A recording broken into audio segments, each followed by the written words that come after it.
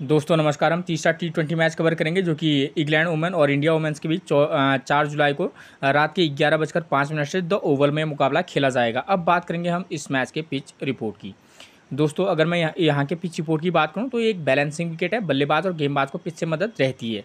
ये एक ऐसा विकेट है जहाँ पर रन भी बनते हैं तो साथ में विकेट भी गिरते हैं। आप इस बात को ध्यान में रखकर चलिएगा, ठीक है।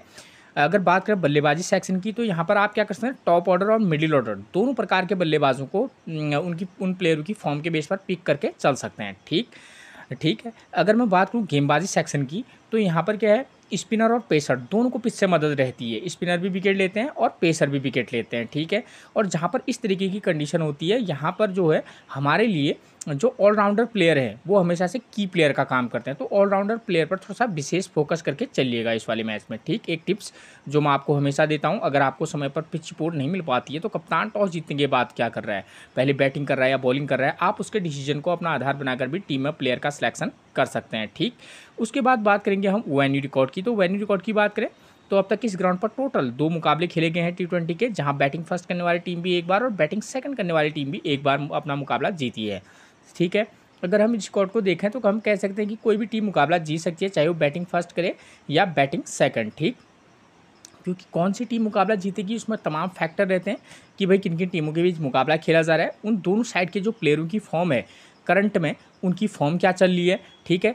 इस पिच पर, जिस पिच पर आज मुकाबला खेला जा रहा है, वहाँ पर फर्स्ट इनिंग में बैटिंग के लिए और बॉलिंग के लिए क्या कंडीशन रहती है, सेकेंड इनिंग में क्या कंडीशन रहती है।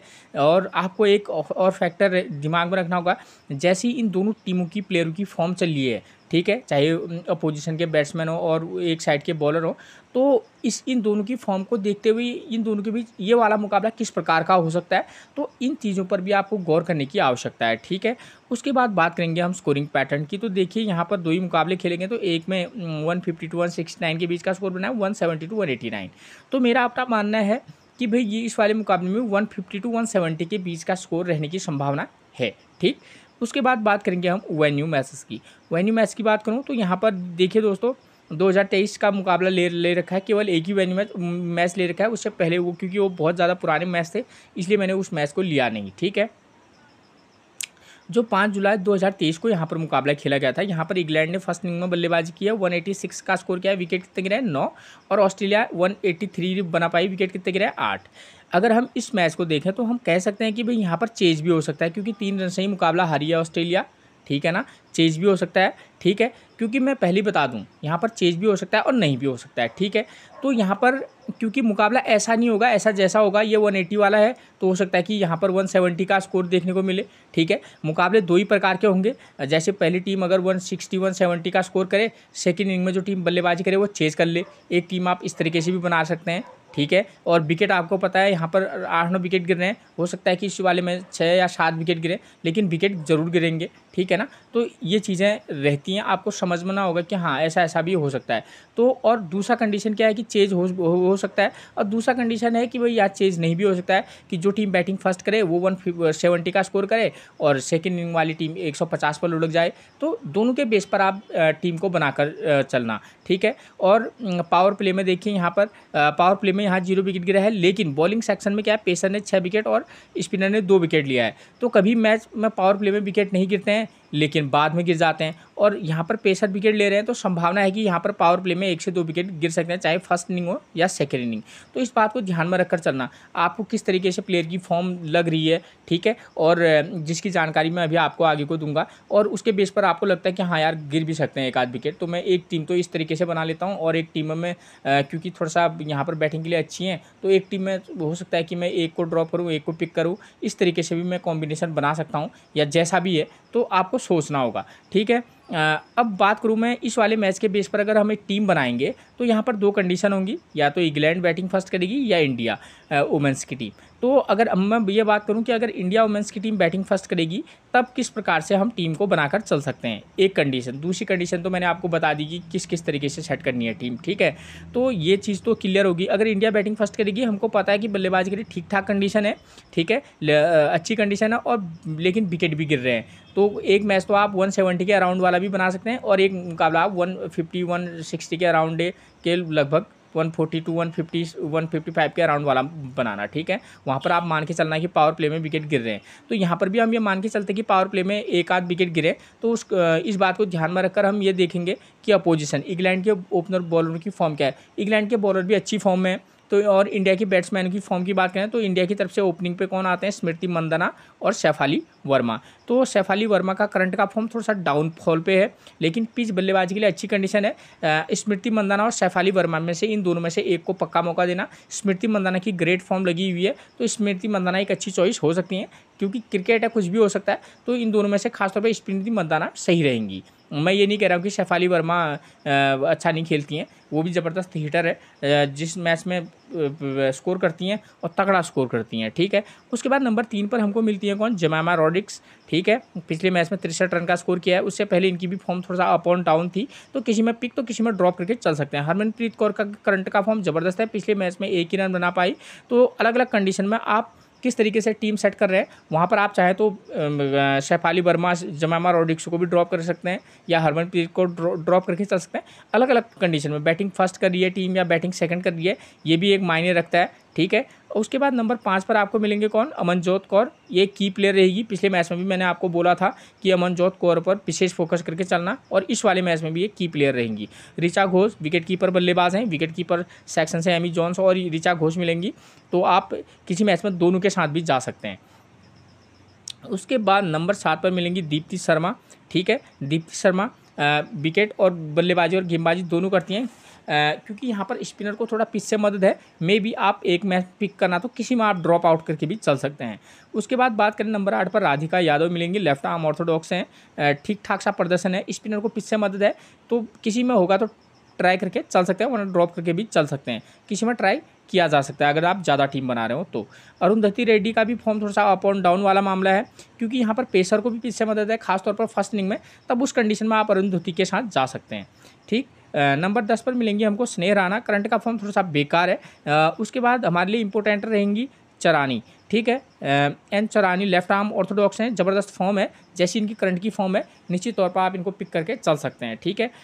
उसके बाद बात करेंगे अगर दूसरे कंडीशन की, देखिए यहाँ पर क्या है, यहाँ पर देखिए यहाँ पर क्या है मसला कि भाई यहाँ पर मसला ये है कि यहाँ पर क्योंकि इंडिया अगर बैटिंग फर्स्ट करेगी तो इंडिया ही बॉलिंग फर्स्ट करेगी, तो यहाँ पेसर 2 विकेट, स्पिनर 5 विकेट ले रहा है, तो आप इस बात को भी ध्यान में रखकर चलिएगा। थोड़ा सा हो सकता है कि भाई यहाँ पर आप क्या कर सकते हैं, एक पेसर और 2 स्पिनर के साथ भी जा सकते हैं किसी कंडीशन में, ठीक है। अब दूसरी कंडीशन आती है अगर इंग्लैंड बैटिंग फर्स्ट करेगी, तब हम क्या करेंगे, क्योंकि यहाँ पर मैंने आपको बता दिया है पावर प्ले में एक आध विकेट गिर सकते हैं, पेसर को पिच से मदद है, स्पिनर को भी ठीक ठाक हल्की फुल्की मदद निश्चित तौर पर है। तो इंग्लैंड की तरफ से ओपनर आते हैं कौन, सोफिया डंकले और डैनी वार्ड। अगर दोनों की फॉर्म की बात करूँ तो दोनों की फॉर्म बेकार लगी हुई है, ठीक है। आप चाहें तो दोनों को भी ड्रॉप आउट कर सकते हैं, वरना इन दोनों में से क्योंकि बैटिंग के लिए अच्छी कंडीशन है, तो डैनी वार्ड या सोफिया डंकले में से एक को पिक करना उचित रहेगा इस वाले मैच में। नेट सीवियर ब्रंट पिछला ही मैच खराब गया है, उससे पहले ज़बरदस्त फॉर्म में थी, एक अच्छी पिक बनेगी जैसी इनकी फॉर्म है, एक आध मैसेज ऊपर नीचे हो सकते हैं। तस्मीन ब्लू माउंट की बात करूँ, पिछले मैच में मैंने कहा था इस प्लेयर को भी विशेष फोकस करके चलना, ठीक है। तो और इस वाले मैच में भी आप इस वाले प्लेयर पर थोड़ा सा पिक और ड्रॉप दोनों करना है इसको, ठीक है। उसके बाद नंबर 5 पर मिलेंगी हमको कौन, एमी जॉन्स, विकेट कीपर बल्लेबाज है, अच्छी प्लेयर है, ठीक है। किसी एक मैच में मौका देना। एलाइस कैप्सी की करंट की फॉर्म बेकार लगी हुई है, ठीक है, चाहे तो पिक वरना ड्रॉप करके चल सकते हैं। उसके बाद नंबर 7 पर मिलेंगी Amy Allott, right arm medium fast गेंदबाजी कराती हैं, लगभग एक उपयोगी प्लेयर के तौर पर आप इनको पिक कर सकते हैं, क्योंकि करंट की फॉर्म ठीक ठाक है, एक विकेट और 10-12 रन बना लेती हैं, तो ड्रीम टीम में आ जाती हैं। सोफी स्केलेटन पिछले मैच में अच्छी बल्लेबाजी की थी, गेंदबाजी से उतना कोई खास प्रभाव दिया नहीं है अभी तक। उसके बाद लॉरेंस फिलर की बात करूँ, राइट आर्म फास्ट है, खासतौर पर फर्स्ट इनिंग में पेसर बॉलर पर विशेष फोकस करना, जिस टीम की भी बॉलिंग फर्स्ट कराएगी। लेफ्ट आर्म ऑर्थोडॉक्स हैं लेंस स्मिथ, करंट की फॉर्म थोड़ा सा बेकार लगी हुई है। लॉरेन बेल की बात करूँ, राइट आर्म मीडियम फास्ट हैं, लगातार 2 मैचेस में अच्छा प्रदर्शन किया है, इस वाले मैच में भी अच्छा प्रदर्शन करने की उम्मीद इनसे रहेगी, ठीक है। तो ये थी प्लेयरों की फॉर्म ठीक है। अब आती है बात दूसरे कंडीशन की, सेकेंड इनिंग में। सेकेंड इनिंग में यहाँ दो कंडीशन बनेंगी, या तो टीम चेज कर लेगी, लेकिन विकेट यहाँ 7-8 गिर रहे हैं, इस बात को ध्यान में रखना। या तो टीम चेज कर लेगी या 10-20 रन से मुकाबला हार जाएगी। तो दोनों कंडीशन में आप टीम बना कर चलना। और देखिए पावर प्ले में 0 विकेट गिर रहा है, यहाँ पर हम मान के भी चल सकते हैं कि 1 आध विकेट गिर सकते हैं, क्योंकि दोनों साइड के ओपनर बल्लेबाजों में से एक की फॉर्म तो बेकार निश्चित तौर पर दोनों साइड से है, ठीक है।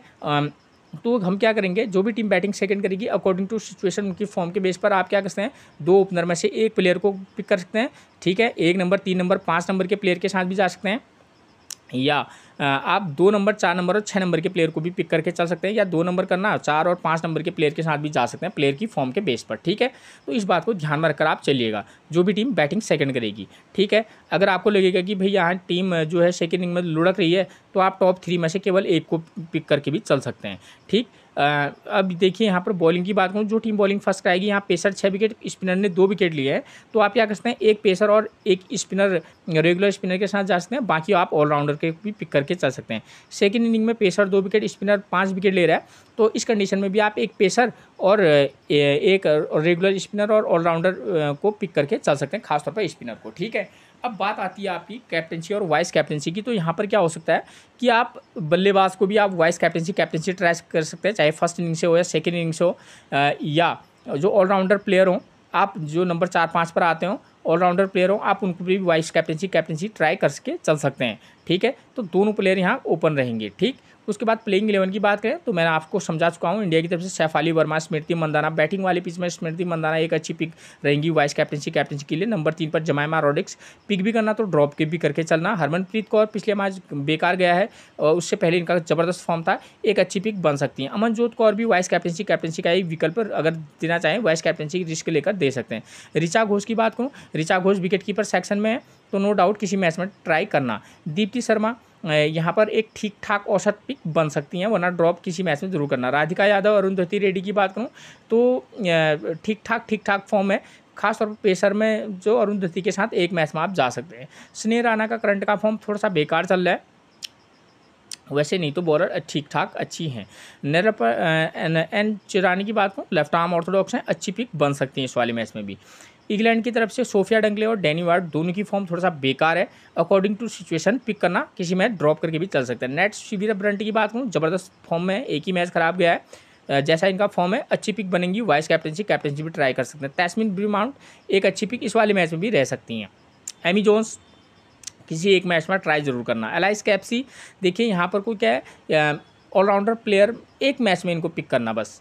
एमी एलॉट की बात करूँ, एक अच्छी पिक बन सकती हैं। सोफी स्केलेटन बल्लेबाजी और गेंदबाजी दोनों करती हैं, जब आपको लगेगा कि एक मैच में ट्राई करना है तभी करना, वरना ड्रॉप करके चल सकते हैं। लॉरेंट फिलर की बात करूँ, राइट आर्म फास्ट हैं, ठीक ठाक सी फॉर्म है। लिंडसे स्मिथ भी कोई खास फॉर्म से गुजर नहीं रही हैं। लॉरा बेल, इनकी फॉर्म ज़बरदस्त लगी हुई है, आप इनको पिक करके चल सकते हैं। लॉरेंट फिलर और लिंडसे स्मिथ की बात करूँ तो अकॉर्डिंग टू सिचुएशन किसी एक मैच में ट्राई करना है इनको, ठीक है। तो ये थी मैच से रिलेटेड वो जानकारी जिसके बेस पर आप एक बेहतरीन टीम बनाकर चल सकते हैं। फिर मिलेंगे आपसे एक और प्रेडिक्शन के साथ, तब तक के लिए आप सभी को मेरा प्रणाम दोस्तों।